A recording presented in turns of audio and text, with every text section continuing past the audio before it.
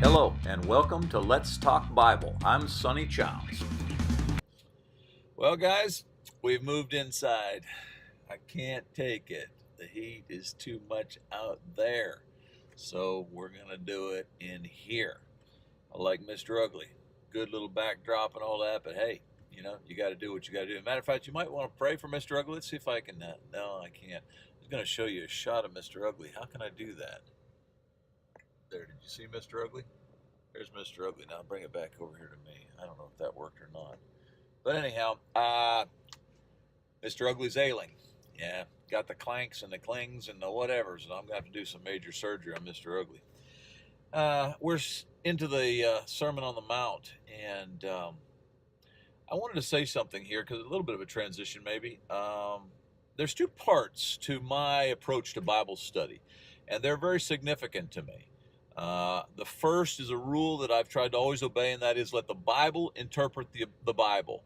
I realize there are times you got to step outside the realm and you've got to go toward other human helps, but we need to first default to God and just spend time with God. Let the Bible speak. I think this is where denominationalism and other perverse doctrines come from, when we do not allow God to just speak. Let the Bible tell us what the Bible is supposed to tell us. The second principle that I've always tried to use is the most important part of Bible study is application, not just reading the passage, memorizing the passage. You got to do something with it. God didn't write the book so that we would just let it sit on the shelf. He wrote it so it would change our lives. I want to try to expand on that in future videos that we put together. And so as we look at this passage, you'll see it in its expanded version, if you will. Matthew chapter 5, verses 21 through 22. And you'll notice I'm not throwing it up here. I'm going to put it elsewhere because it's easier, and I'm hoping this will be more effective. Matthew 5, 21 through 22.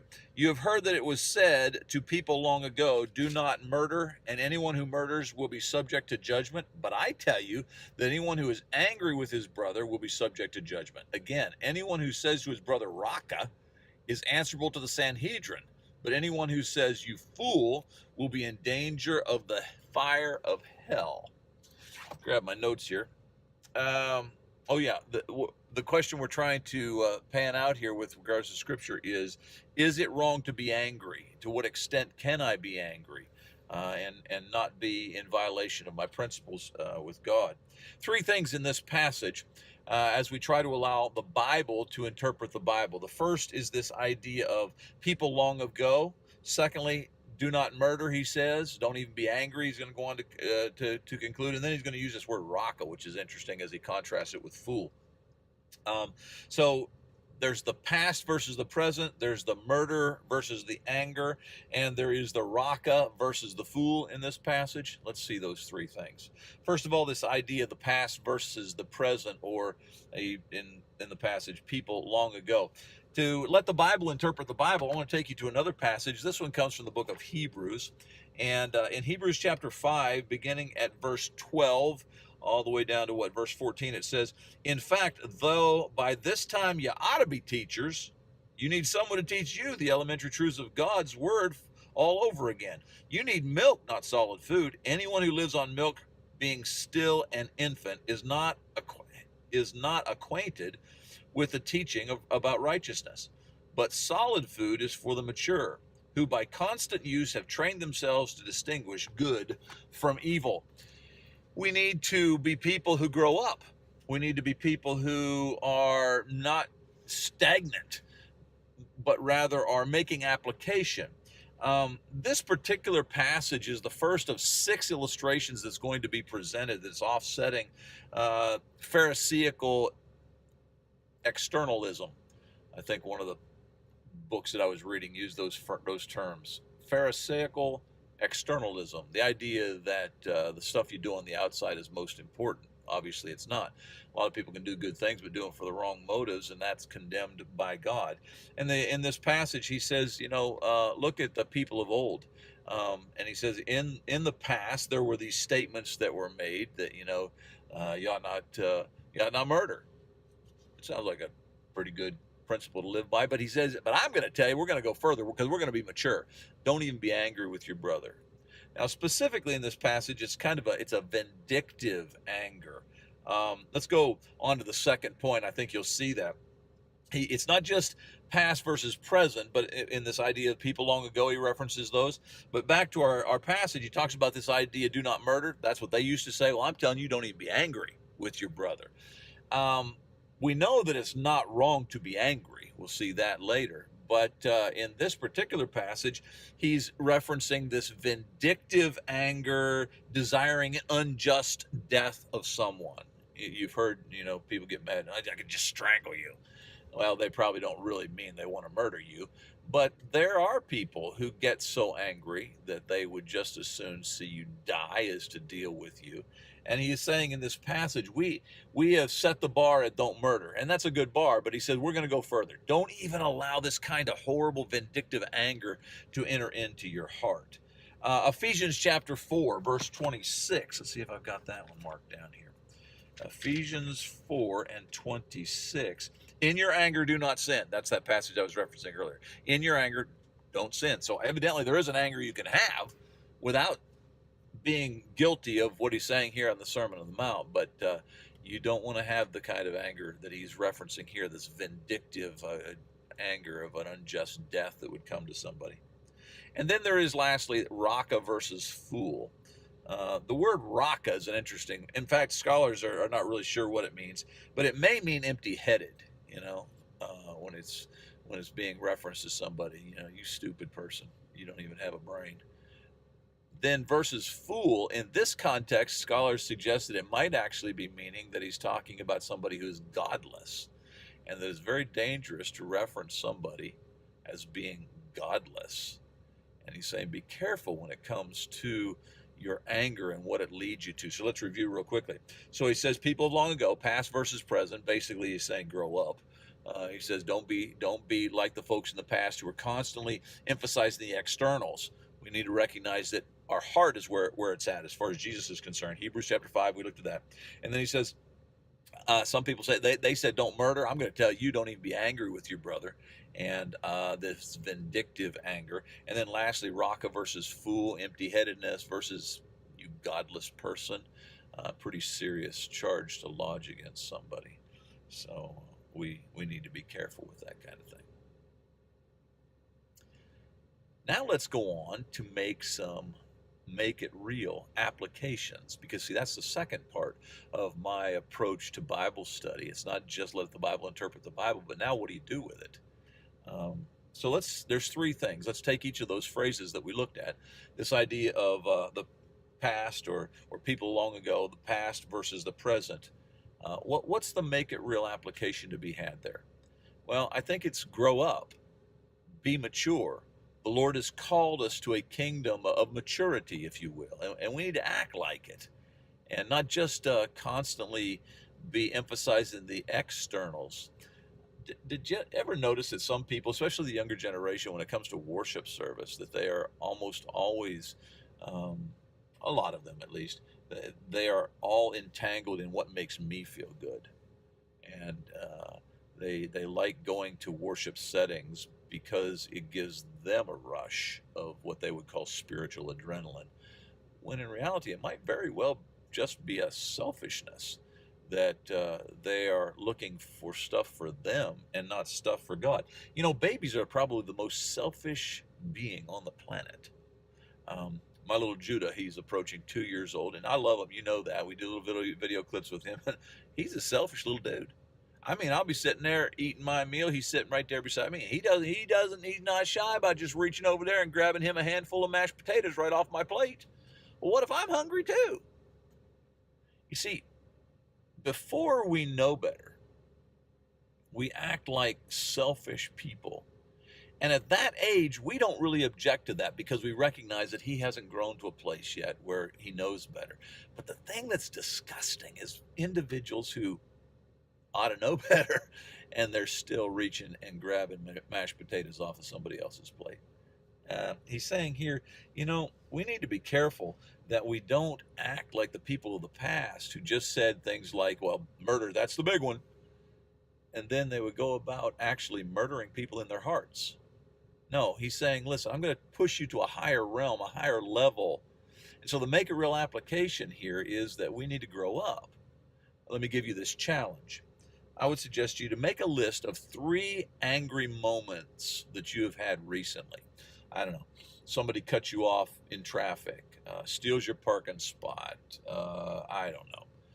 Whatever that steps on your last nerve, and it's made you angry. List 3 things within the last week or so that has made you angry. Then go back and examine your response to those. How childish were you? I got to be honest. In my list, I'm pretty childish. He's saying, grow up. He's saying, we need to move beyond that. I think that the second thing I would suggest to you with regards to make it real applications is from this idea of don't murder versus don't be angry. We need to be careful with the vindictiveness. Motives matter. You got to ask yourself, why am I saying that? Why am I responding that way? Why am I posting that? If you're not posting it to help someone, if you're not posting it to build someone up, and I realize tough love, I preach that all the time. Tough love comes into being here. You can say stuff harshly that needs to be stated and not be vindictive. But so often we feel this competition-like thing. I got to one-up you. I've got to nail your hide to the wall. And those motives are obviously not the motives of Christ. Have you ever been so angry that you wish somebody would fail? A lot of stuff happening with our president right now, and I recognize he's not a perfect man. I understand that he's got a lot of growing to do, and etc. But some people, and I'm talking about Christians, because I got a lot of folks who are on Facebook with me with friends. They just, you can tell they just hate him, they just despise him, and you can also tell by the things that they say and the way that they present themselves that they really want him to fail. Friends, that is not of God. That is not right. Our last president, who was a liberal, and I'm convinced probably a Muslim, I spent hours praying for that man. Not that he would fail, but that he would find, not Allah, but he'd find Jehovah, that he would find the true God. We've got to examine our motives. So the second thing I would say to you with regards to murder versus anger, as we deal with this overall topic of, how far can I go with my anger? Is anger a bad thing? Is it always a bad thing, etc.? The second thing I'd suggest to you is that we need to be careful with vindictiveness. Here's your challenge. Write this phrase, if you will, on a sticky note, put it on your mirror, wherever you'll see it regularly. Write this phrase: agape equals tough love. Then write a blank beside it, just an empty line beside it. And that empty line is to remind you of people. I don't want you to put their names there because somebody else might see this sticky note and they would be hurt by it. But I want you to put that empty line there, and I want you to just think of some people who just step on your last nerve. Individuals who are constantly making you angry. And then I want you to reference what comes before that. Remember, agape is tough love. Agape really means that you love people you don't like. That's basically the idea of agape. It means that you have come to want the best for folks who just really drive you nuts. That's the type of Christian love that we are supposed to have. And so secondarily, with this idea of murder versus anger, etc., watch your vindictiveness. And secondarily, I would suggest you then write this on a sticky note or whatever. Agape equals tough love, then put a blank. And then whenever you see that blank, it reminds you of a name or a person, pray for that person that God would give them something good, because agape love means to want the best for someone. Number 3, raka versus fool. Raka versus fool. The word raka, as I've told you earlier, it probably means empty-headed, stupid. You ain't got a brain. I know sometimes you throw those phrases around with friends or whatever just to be silly and sarcastic, and I don't think that's necessarily what he's referencing here. You need to be careful with that, by the way, and that's a message for Sonny Childs as much as anybody. But when you really mean it, let me give you an example. I've got some liberal friends that post things on Facebook and Twitter and other places, and I read their stuff, and I just really wonder how you can possibly consider yourself a Christian and write that kind of stuff. It's not only hypocritical, it's just not of God. A couple quickies. You know, how about what's happening at the border? You know, it's funny how the liberals, all of a sudden, they're all up in arms because of children being separated from their families. And yet these are the same ones who are promoting abortion. The hypocrisy of that. Women and feminism, you know, and yet when a woman is appointed to a high position in a conservatives administration, somehow she can't be worthy of their praise. So they'll praise women who go off on weird tangents that are self-destructing within our culture, but women who are actually in powerful roles and doing things that are building up our culture, the feminists don't support them. The hypocrisy of that. My point, though, with this is that there are times that I look at them and I just want to post, you brainless person, you stupid, you hypocritical, you know, whatever, and just do the rant. Honestly, some of that would probably be accurate, but it's not what I'm supposed to do as far as the Bible tells me. I can be accurate in the sense that I can say that that particular statement's hypocritical, that particular statement, you didn't think it through or whatever, but just to insult them for the sake of one-upping or nailing their hide to the wall, that's not of the Bible. That's not what we are called to do. Application with regards to this whole idea of raka and fool, kind of like the last one. This time, take a Sharpie. No, don't do a Sharpie. Never mind the Sharpie. What do you call it? Dry erase marker. Don't do Sharpie. Take a dry erase marker and write on your bathroom mirror the word fool. The word fool. And make the O's in fool extra large. And then every morning for a week, whenever you go to your bathroom mirror, I want you to kind of kneel down just a little bit, and I want you to let your eyes go into those circles so that you see a reflection of yourself, eyes in the circles, reflection of yourself with the word fool. And ask yourself, how does that make you feel? Do you feel foolish? When we use terms like that with a sour heart, we hurt, not help. So let's conclude this thing by asking again the question we started at the beginning. Is it wrong to be angry? Well, obviously not. Ephesians chapter 4, verse 26 says that there are times that you can be angry and not, as long as you're not sinning. But in this reference, he is referring to an anger that is external, in the sense that it's not built from something that is holy within. Jesus was angry when he cleansed the temple, no doubt. But it came from a sacred anger, in that it was an anger, a righteous indignation for something that was worthy of him exerting his harshness on the scene. We got to always ask ourselves, what's in my heart with regards to these things? So he tells us we need to be careful to not be like the people of the past. He tells us to be careful with this idea of murder because we raise it up like it's the big one, and yet he says, really, you can murder somebody in your heart. And then he tells us to be careful with the language that we use. Raka, fool, things that would hurt. James chapter 3 tells us that the tongue can set on fire the world around about us. Got to be careful. Sonny Childs, be there. Matthew 16:26. We are the Sonny Childs and Family Ministries, serving as missionaries to this great nation. Please pray for us and consider adding us to your missions giving.